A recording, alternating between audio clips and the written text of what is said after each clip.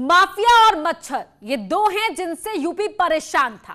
Mafia अपने बाहुबल और बंदूक के बल के दम पर जैसा चाहते थे वैसा काम करते थे और मच्छर यूपी को बीमार बनाते थे।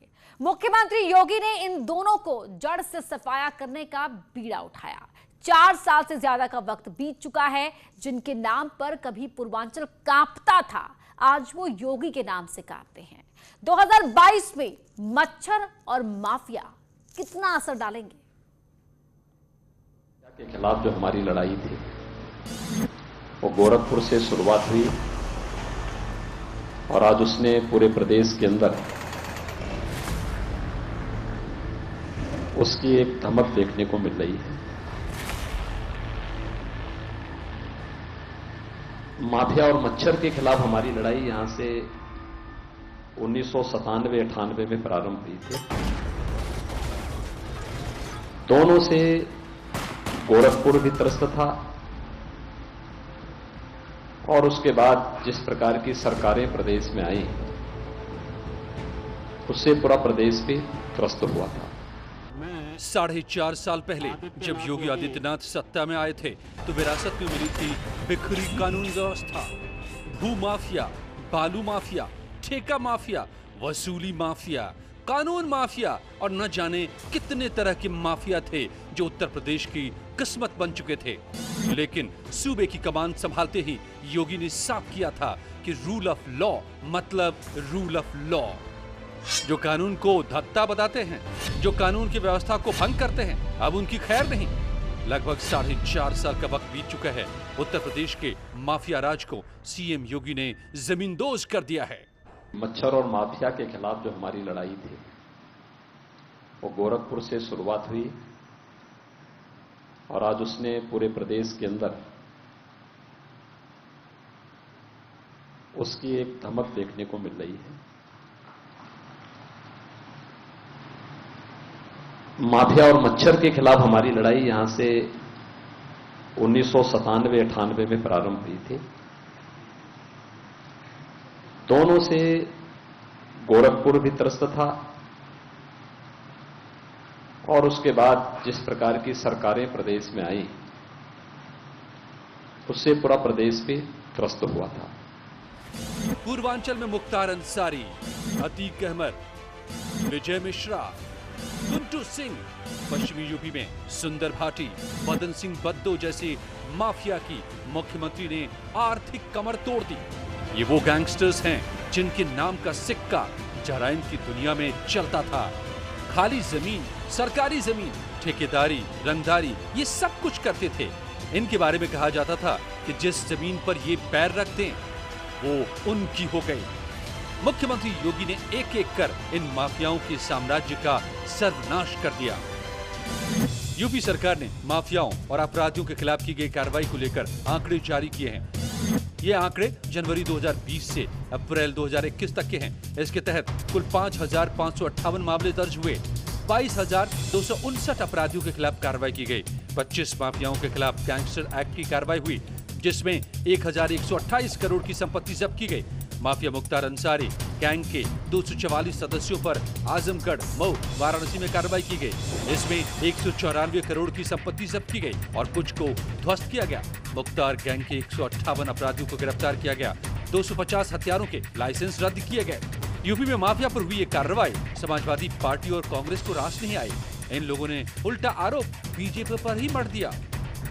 कमाल है, अब तो उत्तर प्रदेश की Bharatiya Janata party mafia party बन चुकी है, गुंडा पार्टी बन चुकी है। सारे माफिया गुंडा तो भारतीय जनता पार्टी में शामिल हो गए। अब वो गुंडागर्दी कर रहे हैं तो माफिया बचे ही कहाँ है? माफिया तो भारतीय जनता पार्टी में चले गए हैं। वो दिन दहाड़े यहाँ पुलिस वालों को थप्पड़ मारते हैं, यहाँ पे महिलाओं का चीरण होता है।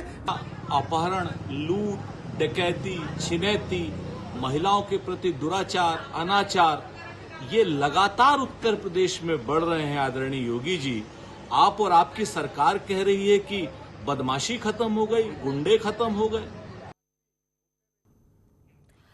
और अब देखिए हमारे मैनेजिंग एडिटर अमिश देवगन और सीएम योगी की एक्सक्लूसिव बातचीत।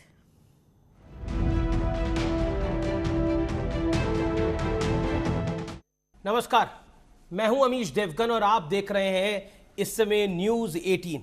और मेरे साथ इस समय मौजूद हैं उत्तर प्रदेश के मुख्यमंत्री योगी आदित्यनाथ। 2022 का चुनाव यानी 2022 का विधानसभा चुनाव अगले साल है और उससे पहले योगी आदित्यनाथ फुल फॉर्म में चल रहे हैं। आखिरकार जनता के मन में जो भी सवाल है उन तमाम सवालों के जवाब देंगे। आपके दिल में जो सवाल है उन तमाम सवालों के जवाब देंगे आज उत्तर प्रदेश के मुख्यमंत्री योगी आदित्यनाथ जी। योगी जी, आपका अभिनंदन है न्यूज़ 18 नेटवर्क पर। धन्यवाद जी। सबसे पहले तो चुनाव में अब लगभग 6 महीने बचे हैं। लगभग सभी पार्टियां चुनावी मोड में हैं। पिछले दिनों हमने देखा कि आप भी दिल्ली आए और दिल्ली के लोग भी लखनऊ आए। मान लिया जाए अब योगी आदित्यनाथ पूरी तरह से या फिर योगी आदित्यनाथ और बीजेपी पूरी तरह से चुनावी मोड में आ चुकी है। देखिए, चुनाव हमारे लिए एक साधन है, साध्य नहीं। लोक कल्याण के मार्ग पर जाने का और जनता के बीच अपने शासन की योजनाओं को पहुंचाने का। देश के अंदर भारतीय जनता पार्टी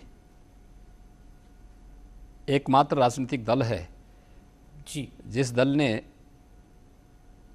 चाहे वह कोरोना के दौरान या कोरोना के पहले भी, प्रधानमंत्री मोदी जी के नेतृत्व में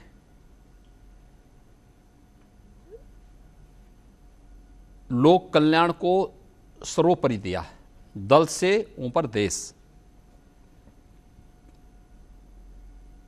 और इस दृष्टि से जो भारतीय जनता पार्टी का अभियान रहा है वह पिछले 16 महीनों से कोरोना महामारी के दौरान भी देखा गया।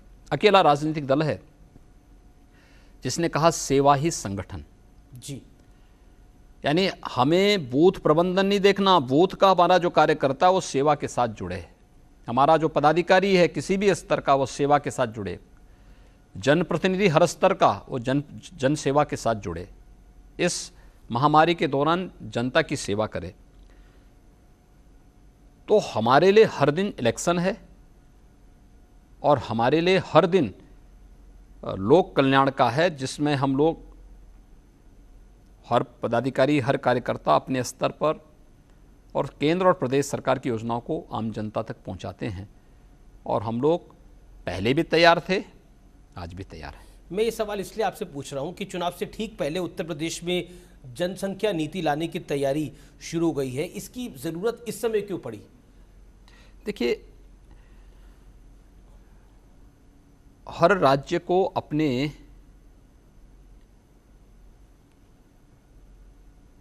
फ्यूचर के कार्यक्रम तय करने पड़ते हैं, भविष्य की कार्य योजना तय करनी पड़ती है। 2016 में यूनाइटेड नेशन ने दुनिया के सभी देशों से एक अपेक्षा की थी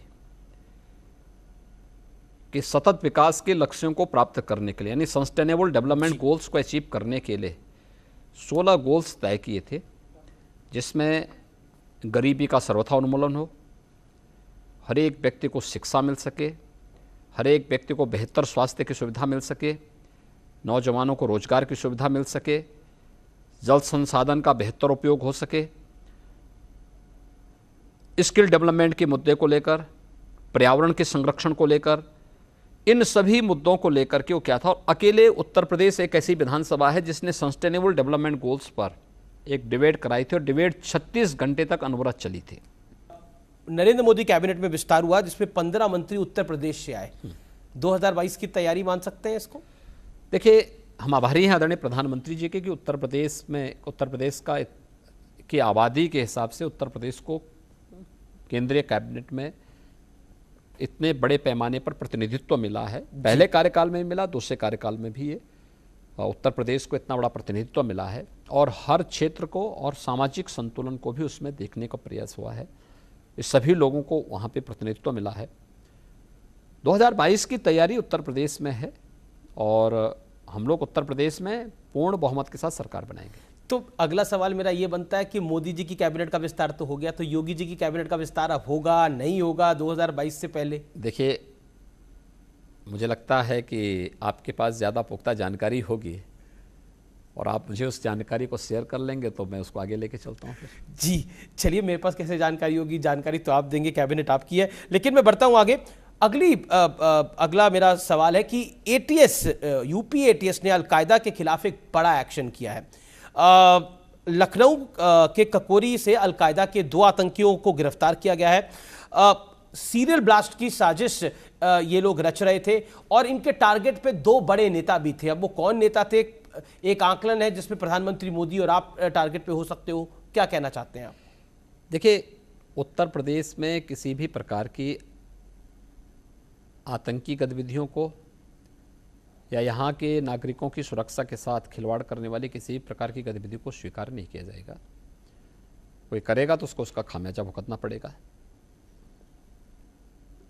हमारी संस्थाएं पूरी तरह अलर्ट हैं, कार्य कर रही हैं और ऐसे तत्वों का मुंहतोड़ जवाब देने के लिए हर प्रकार से तैयार भी हैं। एक दूसरा जी, जो भी दुस्साहसिक प्रयास करेगा तो उसको उसकी कीमत और उसका अंजाम भी भुगतने के लिए तैयार रहना होगा। एटीएस की इस कार्रवाई के बाद अखिलेश यादव जी का बयान आया। उन्होंने बोला कि भारतीय जनता पार्टी की सरकार और उत्तर प्रदेश पुलिस पर मुझे बिल्कुल भी भरोसा नहीं है। देखिए, व्यक्ति वक्तव्य देता अपने संस्कारों के अनुरूप देता है। ये समाजवादी पार्टी का कैरेक्टर है। 2012 में इन्होंने सत्ता में आने के बाद आतंकी घटनाओं में लिप्त आतंकवादियों के मुकदमे भी वापस लेने के प्रयास किए थे। तो हम धन्यवाद देंगे तत्कालीन हाईकोर्ट को कि उन्होंने उसको स्टे किया था, अन्यथा वे आतंकवादी बाहर आते तो उत्तर प्रदेश के अंदर क्या स्थिति होती। ये तो सुरक्षा के साथ खिलवाड़ करने वाले लोग हैं। दुर्भाग्य है, राजनीति का चोला पहन करके। पर आतंकवाद को लेकर राजनीति हो रही है, क्या इस पर आप क्या कहना चाहते हैं? दुर्भाग्यपूर्ण है और मुझे लगता है कि बम किसी की जाति मत मजहब नहीं देखता। जो प्रेशर, इससे पहले हमने बाटला हाउस में ऐसा देखा था। प्रेशर कुकर बम जो मिले हैं कल जी, अगर वे कहीं फटते तो कोई निर्दोषी चपेटे में आता है और कोई निर्दोष, उसका कोई जाति, कोई मत और कोई मजहब नहीं होता है। और वह जो निर्दोष उसकी चपेट में आता तो क्या उसकी कीमत या उस परिवार में उन लोगों को वापस लाने का काम समाजवादी पार्टी और अखिलेश यादव जी लाते क्या? इनके पास कोई जवाब नहीं होगा। ये लोग जनता के विश्वास के साथ और जनता के जीवन के साथ खिलवाड़ करने वाले लोग हैं। जब सत्ता मिली थी तब दंगा करवाते थे, प्रदेश के संसाधनों में लूट करवाते थे, आतंकवादियों के मुकदमों को वापस लेते थे, अपराधियों को सत्ता अपराधियों की सरपरस्त बन करके उनके सामने गिरवी रख दी गई थी। उत्तर प्रदेश में आज भारतीय जनता पार्टी की सरकार है। ऐसा कुछ भी नहीं होने दिया गया है और न होने दिया जाएगा।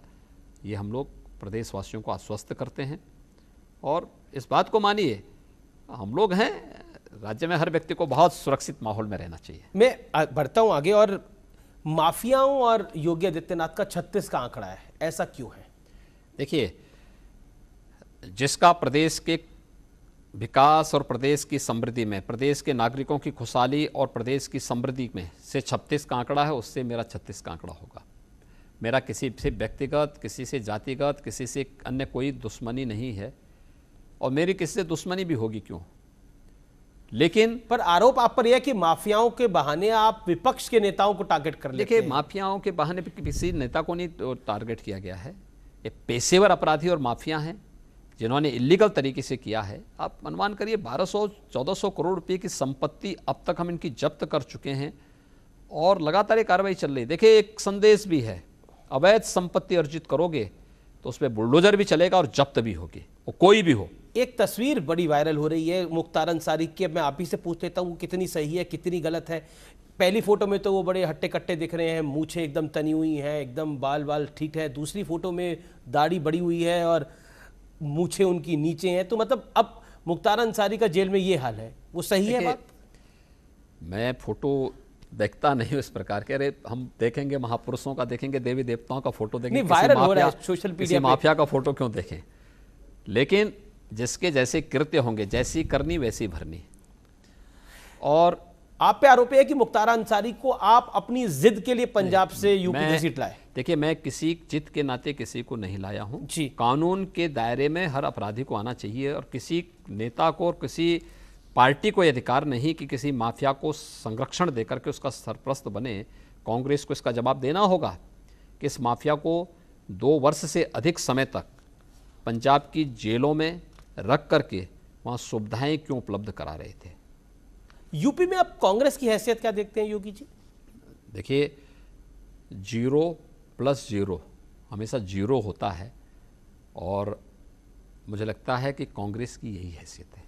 बहुत बहुत शुक्रिया योगी जी, आपने समय दिया न्यूज 18 को और खुल के हर विषय पे बात रखी। तो ये थे योगी आदित्यनाथ, जिन्होंने हर विषय पर जो आपके दिल में मुझे लगता है सवाल होंगे, आज तमाम सवालों के जवाब न्यूज 18 के माध्यम से योगी आदित्यनाथ ने दिए हैं। आप देखते रहिए न्यूज 18। नमस्कार।